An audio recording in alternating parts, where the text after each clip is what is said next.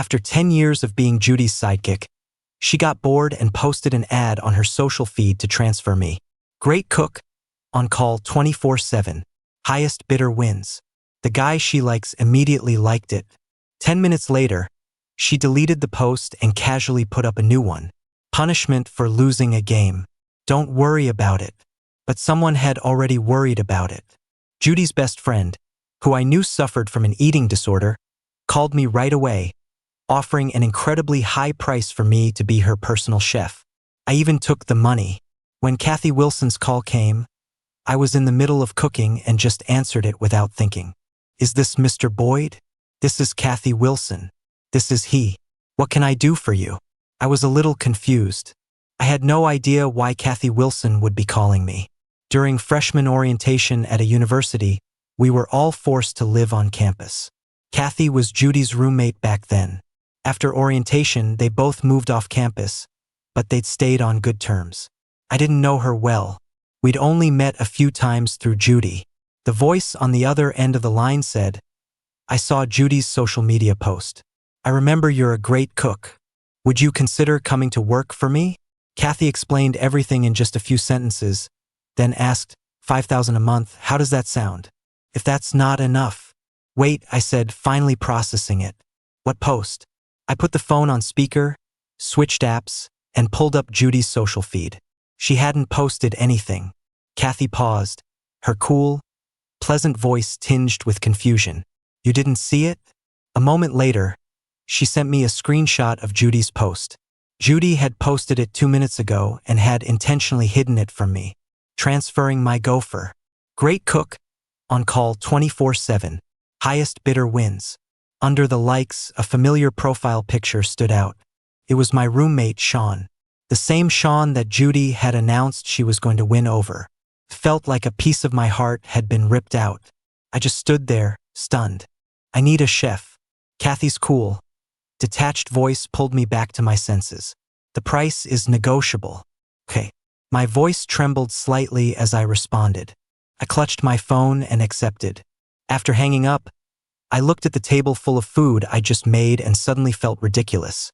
My dad is a driver for the White family, and my mom is their housekeeper. So, I grew up in the staff housing of the White family estate. Judy loved to have me play with her ever since we were kids, and she insisted I go to school with her, too. Just like that, 10 years went by. When it was time to apply for college, even though there were other places I wanted to go, one little pout from Judy and I gave in, following her to Boston. After 10 years together, I thought we were the best of friends.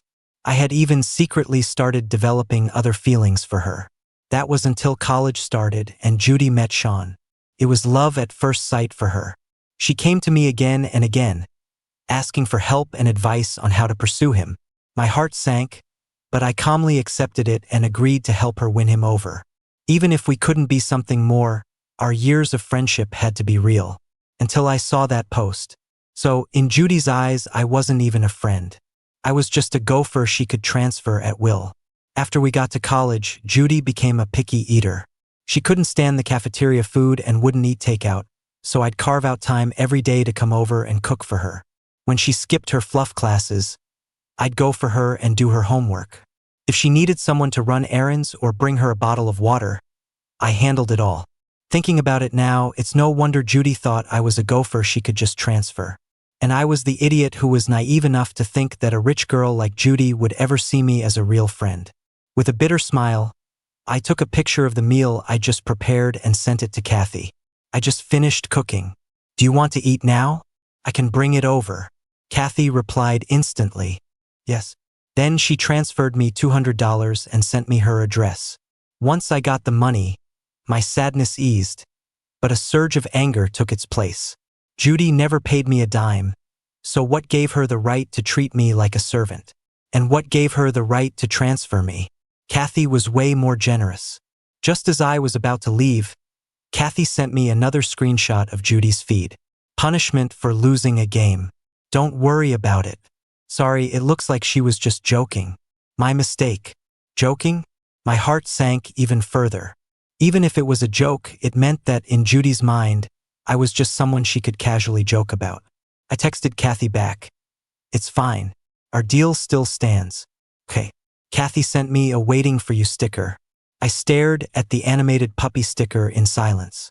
Kathy didn't seem like such a lively person from her appearance. One of my roommates was a local from Boston and went to the same high school as Kathy. He told me she was famously difficult to get along with back then. She had an angelic face that looked like she was above it all, but her words could cut you down to size, and she didn't give anyone an ounce of respect. I started to worry. If she didn't like my cooking, would she yell at me? I didn't mind being yelled at, but would she ask for her money back? It was $200 after all. Anxiously, I followed the address to Kathy's house. I stared at the 2-story standalone villa and paused. Why can't I be one of the rich people in this world? I rang the doorbell. Kathy answered the door, her face pale. I froze for a second, a question forming in my mind. Was Kathy this thin the last time I saw her? She was wearing a loose black t-shirt. Though her delicate frame held up the shoulders, the rest of the shirt hung empty. The skin on her face was stretched taut over her bones, making her already fine features look even more pronounced. After a quick greeting, I asked, "Are you sick?" She seemed surprised by my directness, stunned, then gave a soft "Mm-hmm." Good thing I'd made a relatively light meal. I came inside and took the food out of the insulated container. I made this on short notice. If there's anything you don't like, you can let me know. Okay. But my worries were clearly for nothing. In less than 10 minutes, Kathy had devoured everything, leaving the plates spotless. She seemed like she'd been starving for a long time, but that didn't make sense. It's not like she couldn't afford to eat. I didn't overthink it. Seeing that she was finished, I got ready to clear the table. "I'll get it." Kathy beat me to it, taking the dishes to the kitchen. A pretty decent employer. I sat in the living room scrolling through my phone and happened to get a message from Judy. "Where'd you go?" "Sean said he wants to try some dishes from our hometown. I remember you're really good at that one dish. Add it to the menu later. Oh, and he doesn't like green onions. You haven't finished cooking for today, have you? Never mind, if you're short on time, just make a few extra dishes without green onions." Is she ordering me around like I'm her personal servant? This is the 21st century. No, I replied decisively. I've been transferred. You can cook for yourself from now on. The typing indicator on her end appeared for a long time, but no message ever came. Kathy came out of the kitchen, pulled out her phone with a neutral expression, and transferred me $5,000. She didn't say a word, but money talks. I stared at my account balance, ecstatic. If I was going to be a gopher, it was going to be for someone like this. In the end, Kathy and I came to a happy agreement. I would cook 2 meals a day, lunch and dinner. On days I didn't have class, I'd come over at the scheduled times. If I had class, I'd prepare the food in advance and leave it in a warming cabinet for her. But I couldn't help but feel a little guilty taking so much money just for cooking. So I decided to be her right-hand man, available whenever she called. Judy called, sounding a little guilty. "You saw that post?" I didn't say anything. I didn't mean it like that. It was just a joke. I still stayed silent. Judy's voice grew more urgent. "Didn't I post later that it was fake? I didn't actually mean I was going to transfer you." A man's voice came through the phone. "Judy, you and Leo used to be so close. It's understandable he's upset. Just give him some time to cool off. How about we go get some sushi?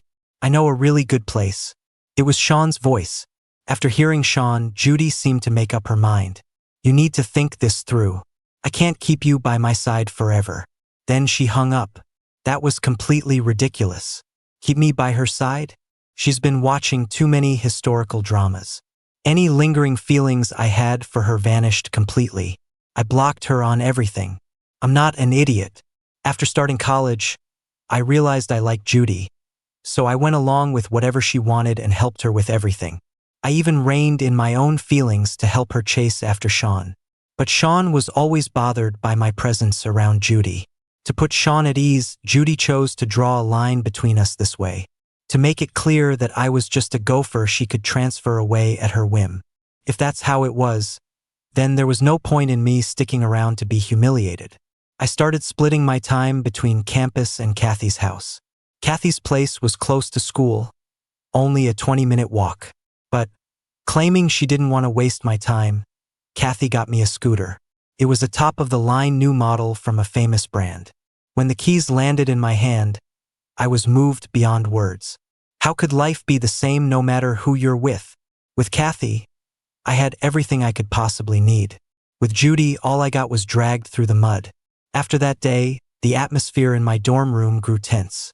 Sean would often brag about the designer watch Judy bought him, the fancy restaurants she took him to, and how good she was to him. But no one paid him any attention. I was busy running back and forth all day, cooking and studying, and by the time I got back at night, all I wanted to do was crash.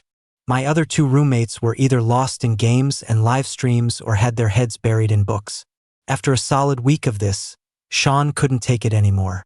After class, I hopped on my scooter, ready to zip over to Kathy's.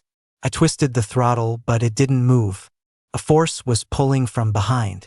I turned to see Judy grabbing the back of my scooter. She frowned. "Leo, I know you're mad at Sean, but you can't team up with people to bully him."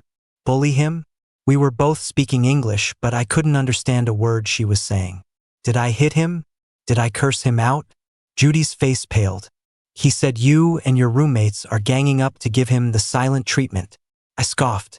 "Leo, we've been friends for so many years. He's my boyfriend. Can't you just be decent about this?" Friends? Decent? Who was the one who announced to the world I was a gopher? Who was the one not being decent? Who was the one who used me as part of their game? There was no point in arguing. I said coldly, "Let go. I'm in a hurry." Judy didn't release her grip, her face a mask of disappointment. "You're only bullying him because I like him, aren't you? Leo, even if we can't be together, we're still friends. Besides, me not liking you has nothing to do with Sean. Even if he wasn't in the picture, it would never happen between us. We've known each other for so long. If we were going to get together, we would have already. You don't need to take it out on him." She was just saying whatever came to mind. But, so she knew how I felt about her all along, which means she made me help her chase Sean on purpose. I looked down and gave a sarcastic smirk. Judy thought she'd hit the nail on the head. "Leo," she said earnestly, "I think it's time you got a girlfriend. I have a few friends who are great people. You've met them. I can introduce you." She listed a few names. "You've met Kathy, too, but don't even think about it. She has very high standards. Hey, how long are you going to talk?" A familiar voice cut her off. A hand patted my shoulder. Judy turned and saw Kathy walk past her, swing a long leg over, and settle onto the back of my scooter. "I'm in a hurry to get home and eat. If you have something to say, text him." Kathy's voice was nonchalant. "Kathy?" Judy looked from her to me, her expression full of suspicion, as if something had just clicked. "No wonder you had the guts to block me. So you found yourself a new target." She sneered. "Leo, your feelings really are cheap." Kathy sighed lightly. "Cheap? Weren't you just telling Leo to find a girlfriend? Now that he has, you're not happy about it." Judy's expression shifted. "Kathy, are you serious?" Kathy didn't deny it. "I'm pursuing him." I felt a little embarrassed. Kathy was a goddess tier figure at a university. My benefactor was using her own reputation to back me up. She really had my loyalty on lock. The atmosphere grew thick. Judy took a step back, her breathing heavy as she sneered, "Kathy, do you have any idea that Leo is—" "Judy!" Sean appeared at just the right moment, grabbing Judy's arm. "It's okay, you don't have to stick up for me. I'm moving out soon anyway." Judy seemed to remember something and calmed down. "Stop pretending. You're just trying to provoke me, aren't you?" Her gaze swept over my face. "On one hand, you bully Sean out of jealousy, and on the other, you get Kathy to put on a show. You've got a lot of tricks up your sleeve, but I'm not falling for it." Judy pulled Sean away. As she passed Kathy, she whispered, "I don't know what Leo offered you, but you don't have to play along with his act." I felt a weight on my back as Kathy's head rested against me.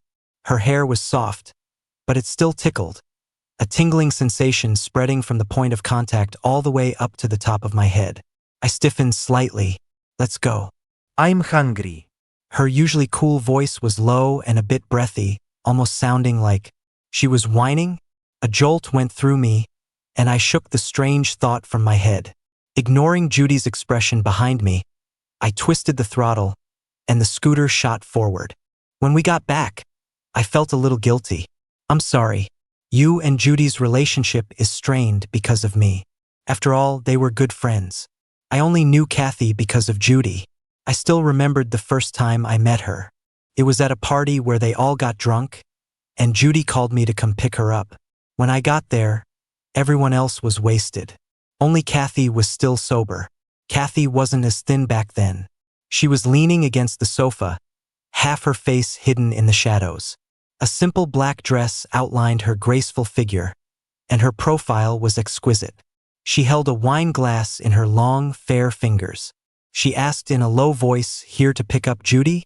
I nodded, my eyes finding Judy sleeping on her side on the sofa.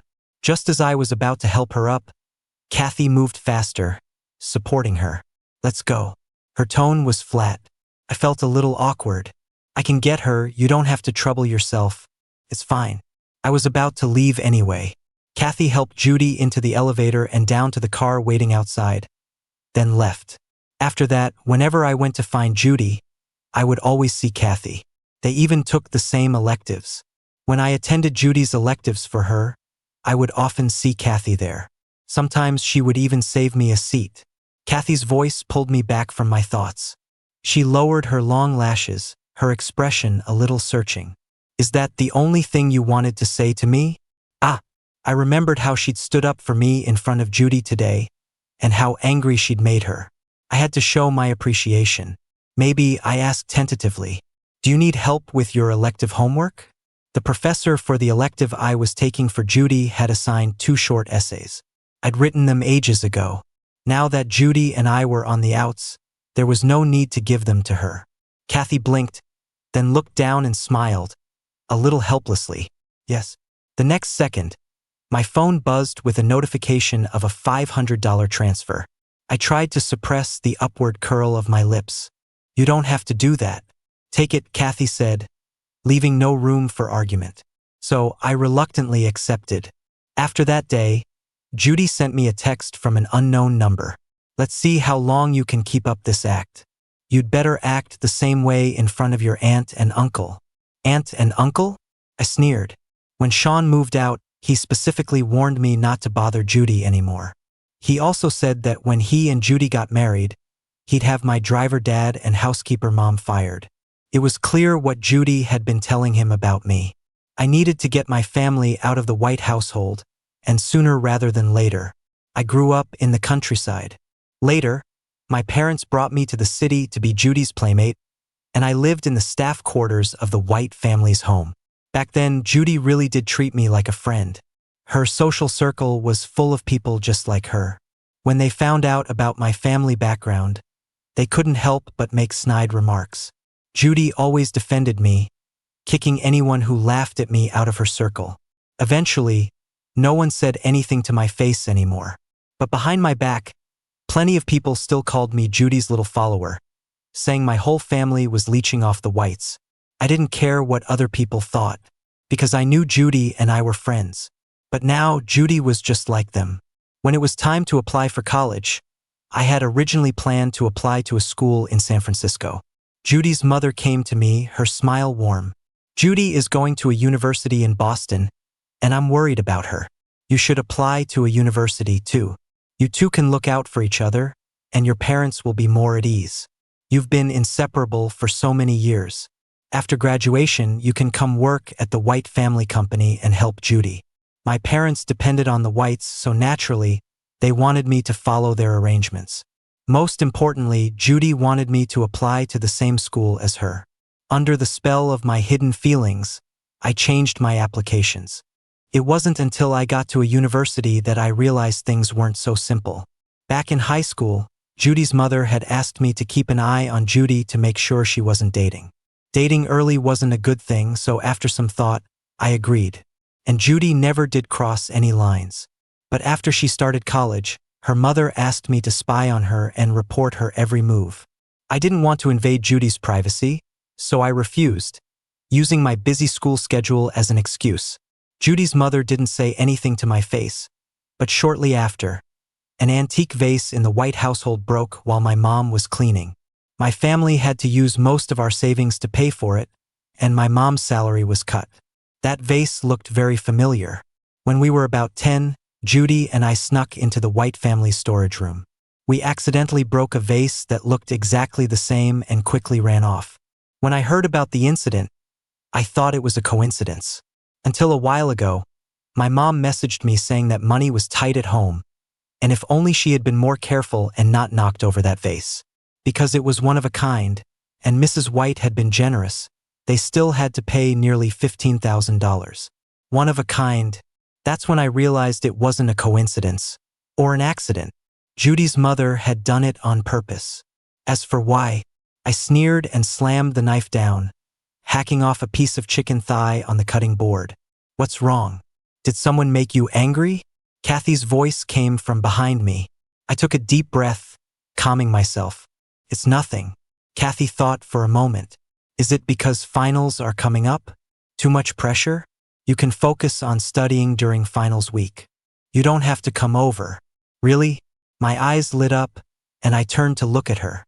Kathy was the most conscientious employer I'd ever met.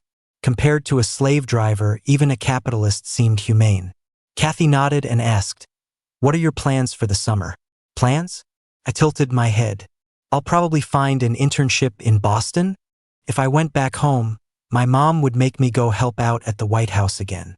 I couldn't imagine being in that suffocating environment. Is there a company you want to work for? That CEO-like tone. Could it be? Sure enough, Kathy said she was going to work at her family's company for the summer and still wanted to eat my cooking. Come be my assistant. Double pay. You in? The family company Kathy mentioned was a Fortune 500 corporation. My eyes lit up. I'm in. Compared to an unpaid internship, you'd have to be a fool to turn down a deal this good. I didn't go home for the summer. My mom called. Why are you interning in Boston? Don't you have to pay for rent and transportation? You might as well have come home. Mrs. White even said she wanted you to accompany Judy to the company. It's fine. The internship I found here is great, and my boss is amazing. She got me a spot in the free employee housing. My mom was silent for a moment, then asked, Leo, are you dating someone? I frowned. Who told you that? When Judy came back, I asked her about you. She didn't look too happy and said something about you dating. Who was the one dating? I said in a low voice, Mom, don't listen to what she says, and don't ask her about me. My mom's tone became cautious. Did you and Judy have a fight? You guys were getting along so well, weren't you? Before I could speak, she added, Leo, you know Judy's temper. She's never been one to back down. If there's a problem, you should be the one to smooth things over. Mom, I sighed. The truth is, we could only really hang out when we were kids and didn't know any better. Now, we might not even be able to be friends. You don't have to worry about me and Judy. No matter how bad things get between us, it won't affect your or Dad's jobs. Judy wasn't the type to sabotage people behind their backs. Her mother, on the other hand, what are you talking about? It's not about that. After hanging up, I readjusted my phone to the right angle. My benefactor was busy during the summer, so I couldn't miss a single meal. I started a food vlog, posting a cooking video every single day without fail. After a few weeks, one video went viral, and my follower count shot up to 10,000. A lot of brands started reaching out for sponsored content. I'd cook, bring the food to the office to meet Kathy, and then start my assistant duties. Every day was packed, and my boss would randomly make it rain. It made me want to sigh and say this was the life. When my followers hit 100,000, I had an idea.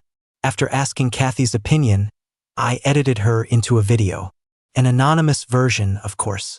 Even so, the slender, graceful figure in the video, the elegant women's pantsuit, the long, well-defined fingers, the multi-million-dollar watch, and the cool, pleasant voice were enough for viewers to imagine a stunning female CEO. The video's traffic exploded, and brand deals came flooding in. I was counting money until my hands cramped. I suddenly remembered I should give Kathy a cut for her appearance. Kathy seemed uninterested in such a small amount of money, but she was curious about something else. She stood behind me, leaning in to look at the comments. They're all shipping us. I didn't comment. Putting Kathy in the video was, admittedly, a calculated move to guide things in that direction. How else was I going to make money? There are so many food bloggers out there these days. You have to add a little drama to stand out. Shipping, that means they want us to be a couple, right? Kathy asked again. Alarm bells went off in my head. I quickly backpedaled. If you're not comfortable with it, I don't mind. Kathy's voice held a hint of a smile. She leaned in closer. I'm ready to play along anytime. She was extremely close when she said that, her warm breath fanning the side of my face. My ears grew hot, cleared my throat. Well, if you're going to be so cooperative, I should probably still pay you an appearance fee. Kathy raised an eyebrow slightly. Fine. You decide how much. My partnership with Kathy continued until the school year started. In 2 months, my account broke 500,000 followers. Between ad revenue and what Kathy paid me, I was practically a mini-millionaire. I considered whether I should commission a statue of Kathy to take home and worship. When I went back to Denver for the national holiday, I deliberately avoided the White House, but Judy's mother still managed to find me. She stepped into my family's apartment, looked around, and commented casually, "This place is decent." My parents had bought this apartment last year when I got into college. A standard 3-bedroom. This was the first time Judy's mother had ever visited. I put on a polite expression. "Mrs. White, what can I do for you?" Judy's mother looked at me and got straight to the point. "Leo, I just found out Judy is dating someone? Why didn't you tell me?" I was taken aback. "Mrs. White," I said tactfully, "I don't think I have any say in Judy's affairs. Judy and I hadn't spoken in 3 months." Judy's mother sighed. "You've really disappointed me. It was just a matter of telling me. It would have been so much better if you'd told me sooner. I've met that boy and I didn't like the look of him. If you had told me earlier, Judy wouldn't have been with him for so long." She took my hand. "Leo, I watched you grow up. I know you and Judy are close. I even thought about you becoming my son-in-law. Her feelings for this boy are just a novelty. When you two graduate, you can come work for the White Corporation or go abroad to study with Judy. We can discuss all of that." She said it encouragingly. I almost laughed. Was she trying to dangle a future in front of me to get me to fight with Sean? Unfortunately, after seeing Kathy's generosity, I no longer believed in empty promises. A pie you can't eat is probably not real. Judy's mother was extremely controlling. She probably didn't actually want me as a son-in-law, she just wanted me to get rid of Sean, whom she disliked. In her perfect scenario, I'd get rid of Sean, Judy would resent me, and she would remain the good mother who respects her daughter's choices. Just like in high school when she had me watch Judy for any signs of dating. She would never ask Judy directly, she'd always come to me. "Mrs. White." I chose my words carefully. "I think Judy and I are both adults now. We were close when we were younger, but now we have our own separate lives." The smile on Judy's mother's face froze. When she left, the clicking of her heels echoed loudly. Before she went, she left me with one last sentence. "Leo, when you have no power, being obedient is the wise choice. It's a shame you missed your chance to change your destiny. You'll probably be stuck living in a place like this for the rest of your life." The nerve. I clicked my tongue. So small-minded. When my mom got home that evening, I told her, "Mom, you should quit." My mom was stunned. "What's wrong? Why so suddenly?" I told her about Mrs. White's visit and the story of the antique vase. I made her angry again today. I don't know if she'll pull the same trick. My mom still winced thinking about the money they had to pay. "Okay. As for a new job," my mom waved her hand. "Don't you worry. I've been doing this for years. Even without this job, there are plenty of people who want to hire me." It was true. A good private cook was hard to find these days. With my mom's skills, finding a new employer would be easy. And don't worry about your dad. She has no authority over him. My dad was a military veteran. Besides being a driver, he was also Mr. White's bodyguard. After all these years, Judy's mother couldn't just fire him if she wanted to. I nodded, relieved. My mom quickly resigned and moved out of the White House. That night, a call came from an unknown number. I answered. Hello? What is the meaning of this? Judy's angry voice came from the other end. We hadn't spoken in 3 months. Hearing her voice felt like a lifetime ago. Just because I'm not with you, you're going to make your mom quit? Leo, how can you be so selfish? What on earth was she talking about? I admit it. You win. Judy seemed to have made some kind of decision. I'll break up with Sean. Come straight over when you get to Boston. Your fingerprint still works. And stop messing around with Kathy. You think she's some kind of saint? I hung up immediately. I can't stand hearing anyone say a bad word about my benefactor. After the holiday, I went back to school. My life went on as usual, except now I was surrounded by 2 lunatics. First, Sean ran up to me, eyes red, asking if I had said something to make Judy break up with him, and that I must have seduced her. Then Judy would pop up, saying the breakup was her own choice and had nothing to do with anyone else. This whole breakup drama attracted a crowd, and I became the center of gossip once again. What was even more baffling was that Judy came looking for me, wanting to go back to how things were. Lately, I've been thinking about you a lot and about our past. You're just missing your free chef, I said bluntly. Plus a free stand-in for your classes and a free errand boy. Judy frowned. Do you have to make it sound so ugly? I can say things that are even uglier. I stopped and gave her a half smile. What? You don't think I'm after your family's money anymore? Judy's face changed. How did I know? Not long after Judy and I had our falling out, I heard she was hospitalized. Gastroenteritis and a fever from eating contaminated food. After hesitating for a long time, I made some light food, found out her room number, and planned to visit. But as I reached the door, I heard her talking to a friend. The friend was teasing her. Judy, are you really going to cut off your little gopher for Sean? Can you bear to do it? Judy's voice was impatient. He's the one throwing a tantrum. Am I supposed to coddle him? Does he really think he's so important that I can't live without him? Stop pretending. The friend joked. Look, the second you're without your little gopher, your spoiled stomach acts up. You're not even serious about Sean, so why make things so difficult? Judy scoffed. You think he can stand to leave me? He's just throwing a fit because I'm dating someone. In the end, he'll be the one crawling back to me. He's found a new benefactor, Kathy. Judy laughed dismissively. He doesn't even like Kathy. He's just doing it to spite me. To be honest, if I hadn't found out about his feelings for me, I wouldn't have pursued his roommate.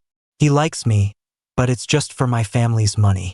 Besides, with his parents' status, Judy paused. If I actually got together with him, I'd be a laughingstock. And here I was about to crawl back to her. Hearing that outside her hospital room, I turned around and walked away.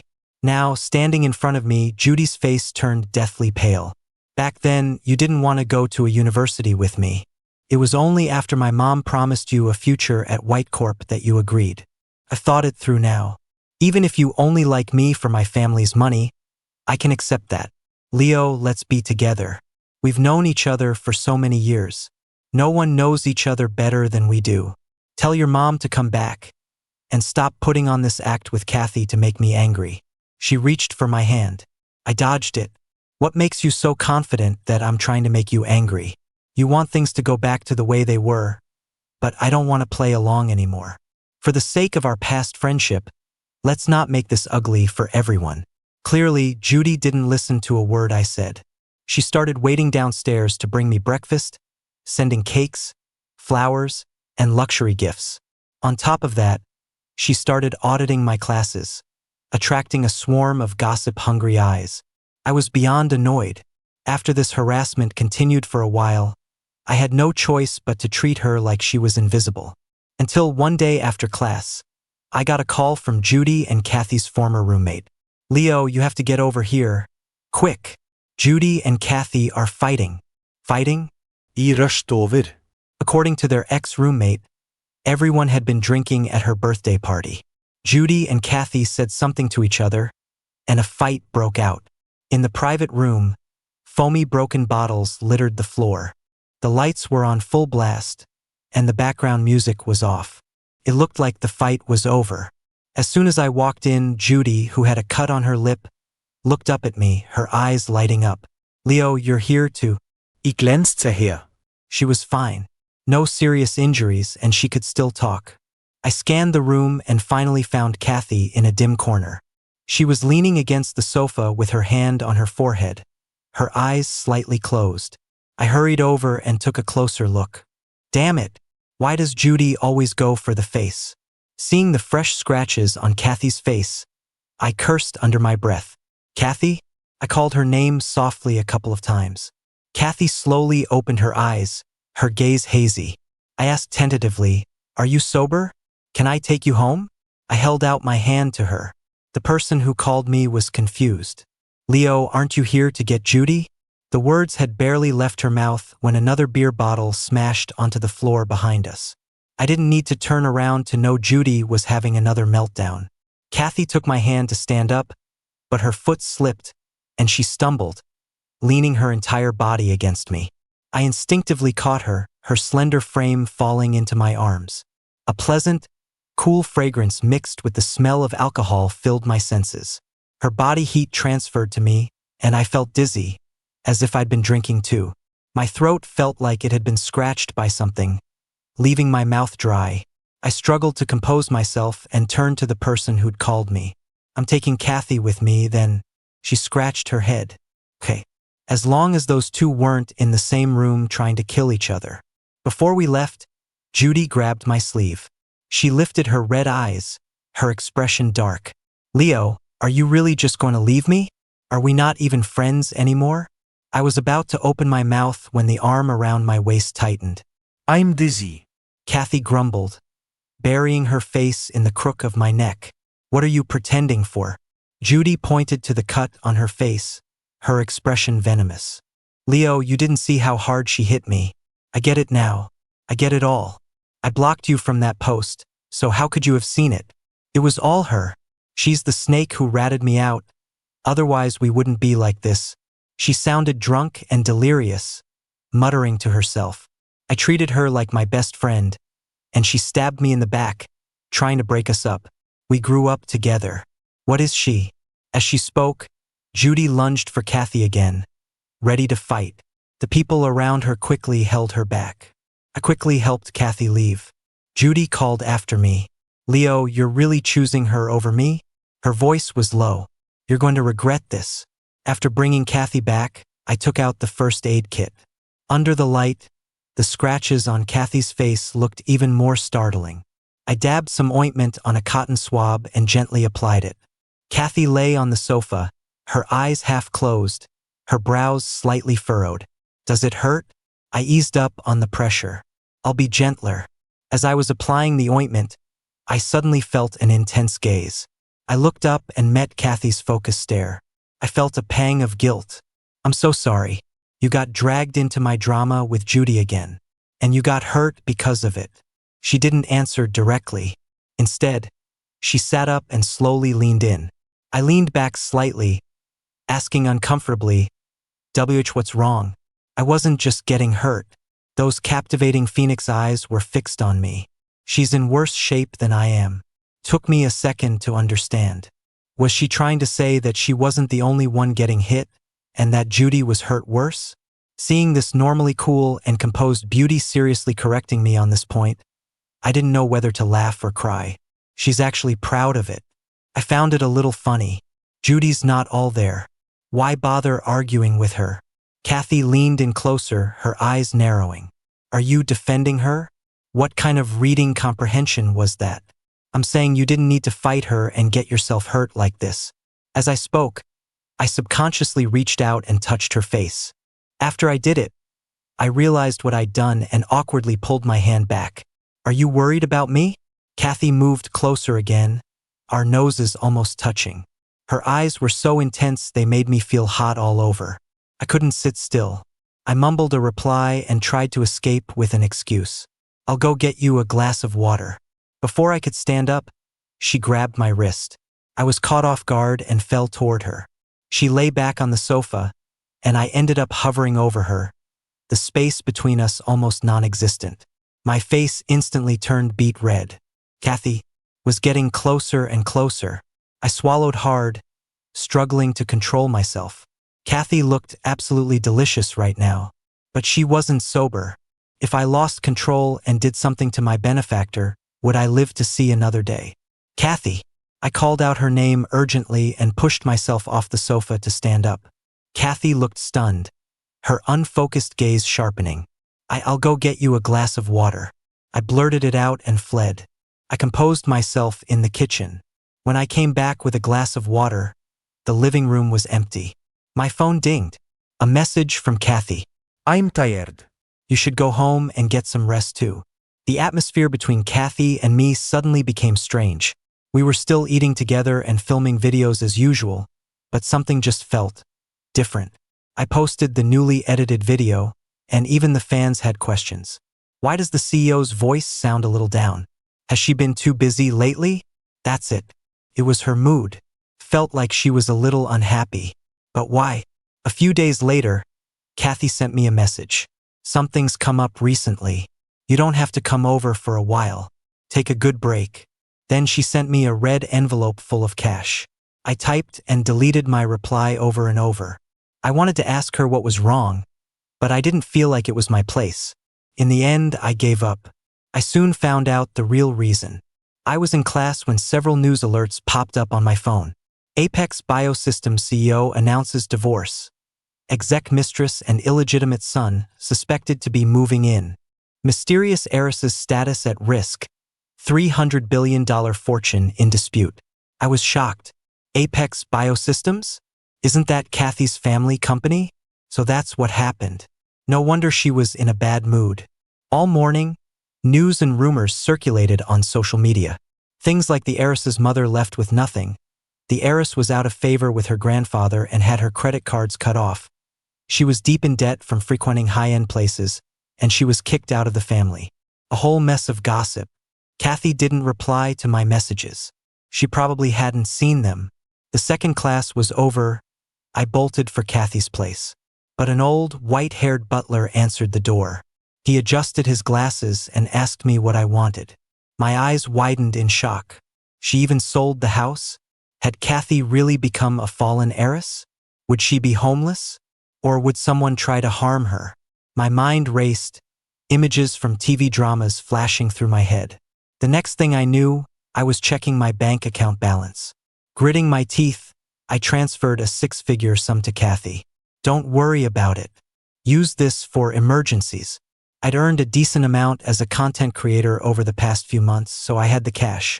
After a thought, I sent another message. Do you have a place to stay?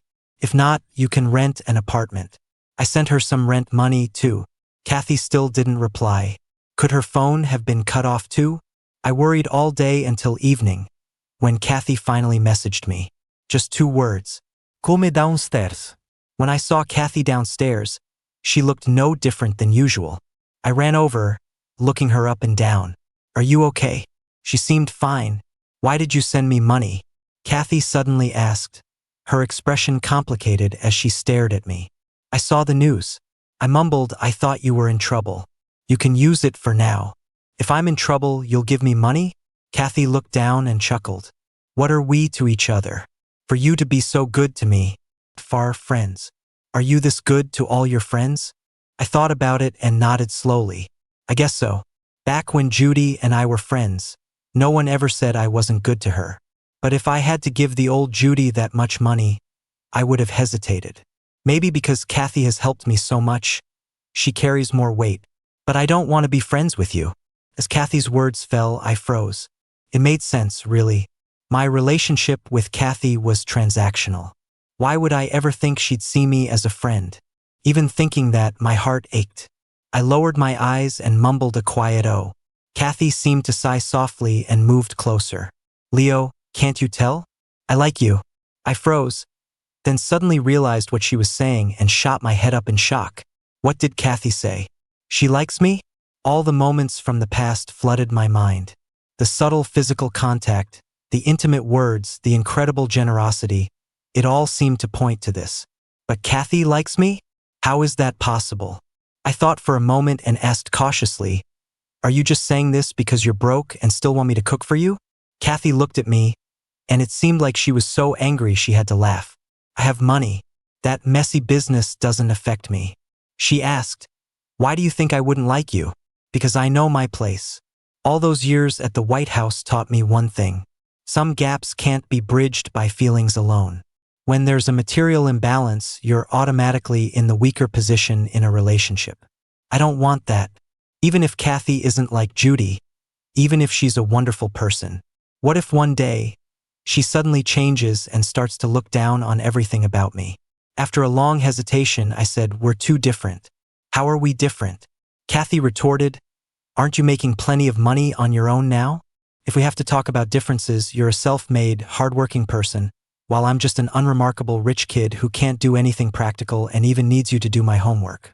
The difference is indeed huge. I was dumbfounded. That's not what I don't care. Kathy took my hand, her fingers naturally weaving through the gaps in mine, our hands interlocking.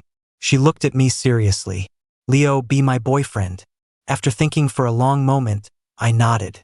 Truth be told, with Kathy's beautiful face and model-like figure in front of me every day, I'd been losing my self-control for a while.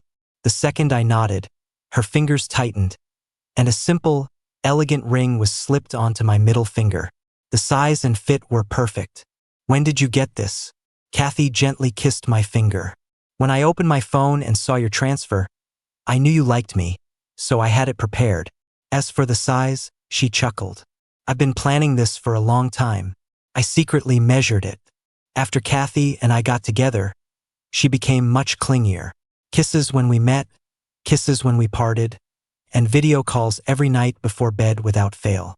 After a while of being lovey-dovey, I suddenly remembered something. I don't think I ever asked you, when did you start liking me? Couldn't have been since she took that screenshot of Judy's post. Could it? A long time ago. She buried her head in my neck. You probably don't remember, but we met when we were very young. I scratched my cheek. This plot is a little cliché. Kathy laughed softly. It's just that cliché. My parents' relationship was never good, so they left me with a nanny. Later, that nanny was bribed by my father's enemies and sold me. I was kidnapped and taken to a small, rural village in Denver.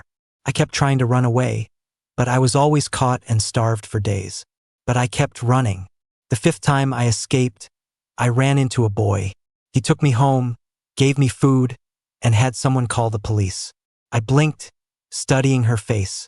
The face in front of me slowly merged with the image of a skinny little girl from my childhood. So that was you. Before my parents brought me to the White family, I lived in a village with my grandma and aunt. My childhood memories are blurry, but the kidnapping was a huge deal, so I remembered it clearly. Kathy hummed in agreement. Then I was rescued. But because of that, I developed psychological issues. I couldn't eat and had to rely on regular hypnotherapy to forget the past and live a normal life. But hypnosis wears off eventually.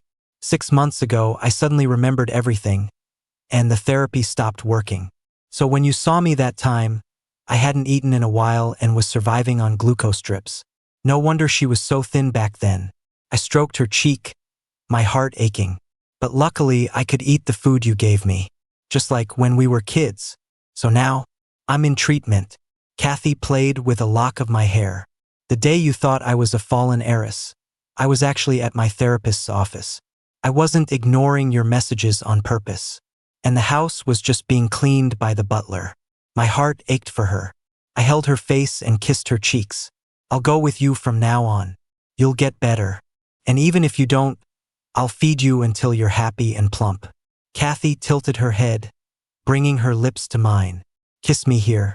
I felt a little helpless, but I held her face and gently pressed my lips to hers.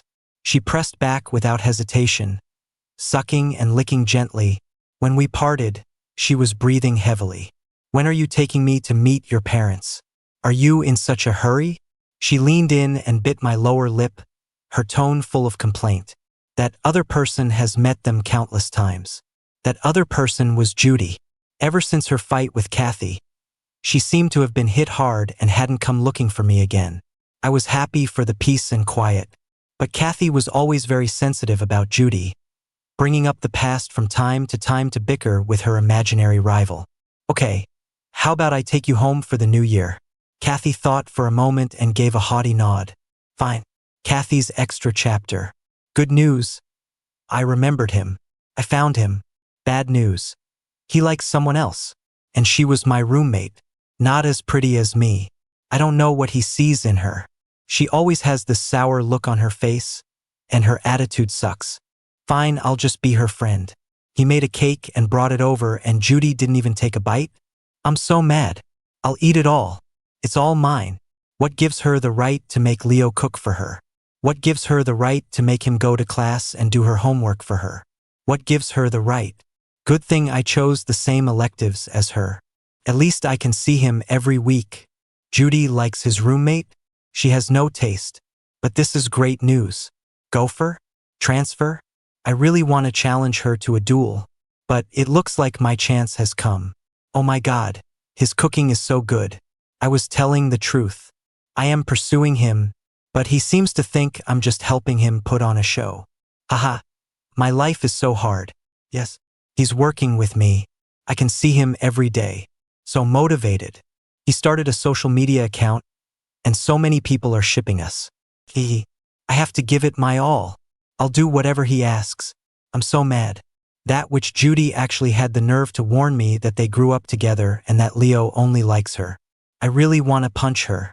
Punched her. Leo's here. Is he gonna feel bad for Judy and yell at me? He didn't yell at me. He even took my side. I got to hug him. He smells so good. I want to hug him forever. The mood is right. Maybe I should confess. I really want to kiss him. He dodged. He doesn't seem to like me at all. Fine, I'll pull myself together. What if I can't pull myself together? Why did he suddenly send me money? Oh, he thinks I'm in trouble. I'm so touched. He's a money lover, and he's willing to give his money to me. What is this if not love? He loves me. Judy's extra chapter.